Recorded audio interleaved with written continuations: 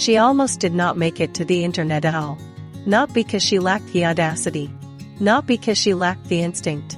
But because every corner of the digital world she explored in her early 20s communicated something quietly and persistently.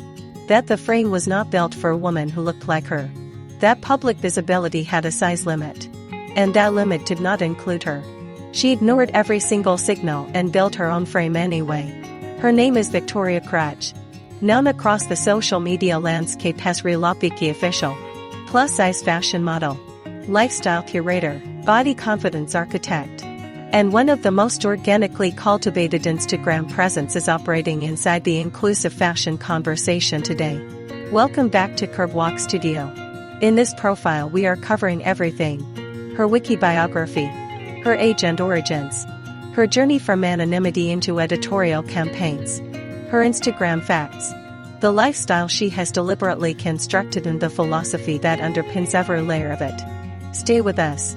Victoria Crutche is a story that genuinely rewards the full telling. This video is a respectful biography and fashion lifestyle profile created for entertainment, public interest, and body positivity discussion. All information is based on publicly available and illustrative sources. This content is not intended to sexualize, objectify, shame, harass, impersonate, or misrepresent any individual. All visuals are used for commentary, biography, and fashion discussion purposes.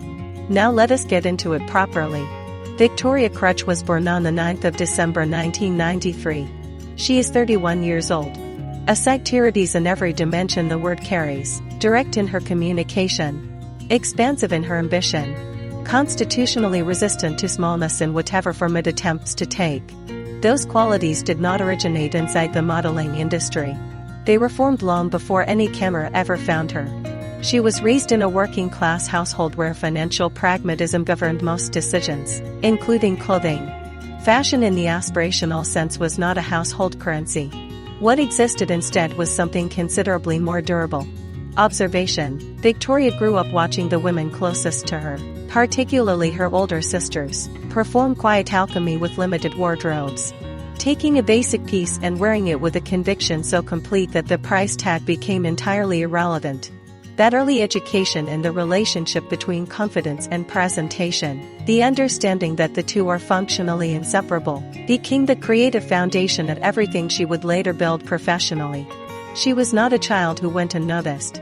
Her presence preceded her vocabulary. People who knew her during those years recall someone who occupied a room fully before she had spoken a single word.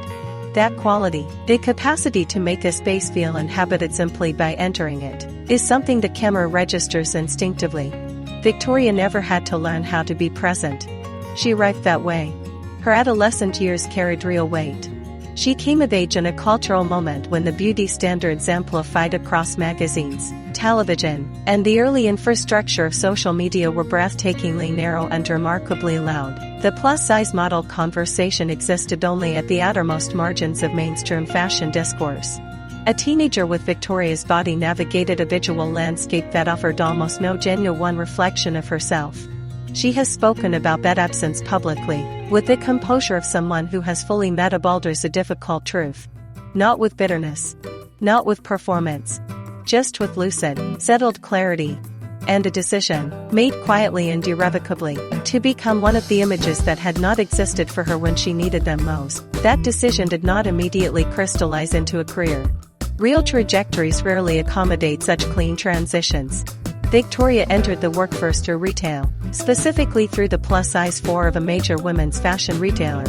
What appeared to be a pragmatic employment decision turned out to be a thorough masterclass in the distance between what the fashion industry proclaimed about inclusion and what it actually delivered to the women standing inside its fitting rooms. She witnessed the texture of that gap daily, customers apologizing for their size at the register as though their body were an imposition they were placing on the store. Sizing inconsistencies that bore no coherent relationship to the garments hanging beneath them. Plus-size pieces that had been scaled mechanically from straight-size patterns with no structural understanding of how a fuller body moves, or genuinely inhabits fabric across an actual day. Subscribe to Curb Walk Studio. Comment below with the name of the plus-size model you want us to profile next. Share this if it gave you something worth passing on. See you in the next one.